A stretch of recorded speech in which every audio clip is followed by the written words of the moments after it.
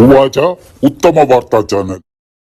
ആലപ്പുഴയിൽ സ്കൂളിന് മുന്നിൽ വെടിവയ്പ്. സഹപാഠിക്ക് നേരെ വെടിയുതിർത്ത വിദ്യാർത്ഥിയുടെ വീട്ടിൽ നിന്ന് എയർഗണും കത്തിയും കണ്ടെടുത്തു.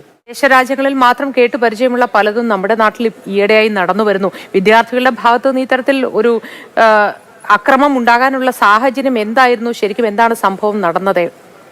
ഇത് സംബന്ധിച്ച് രണ്ട് വാദമുണ്ട്. ഒന്ന്, എന്തായാലും വിദ്യാർത്ഥികൾ തമ്മിൽ അവിടെ തർക്കമുണ്ടായി. ആദ്യമേ സ്കൂളിന്റെ ടോയ്ലറ്റിൽ വെച്ചാണ് തർക്കമുണ്ടായതിനു ശേഷം സ്കൂളിന്റെ വിട്ട സമയത്ത് പുറത്തും രണ്ട് ചേരിയായി തിരിഞ്ഞ് വിദ്യാർത്ഥികൾ സംഘർഷത്തിലേത്. ഇതിനിടയിൽ ഒരു വിദ്യാർത്ഥി കയ്യിലുണ്ടായിരുന്ന തോക്കുകൊണ്ട് മർദ്ദിച്ചു എന്നുള്ളതാണ് പരാതി. കാരണം അതൊരു പഴയ തോക്കായിരുന്നു, എയർ പിസ്റ്റൾ പോലത്തെ ഒരു തോക്കായിരുന്നു. അതുകൊണ്ട് പഴയതായതുകൊണ്ട് തന്നെ അതിൽ നിന്ന് വെടിയുതിർക്കാൻ വേണ്ടി കഴിയില്ല എന്നുള്ളതാണ് ചില ഉദ്യോഗസ്ഥർ പറയുന്നത്. എന്തായാലും പോലീസ് ജുവനൈൽ കോടതിയിൽ റിപ്പോർട്ട് നൽകിയിട്ടുണ്ട്.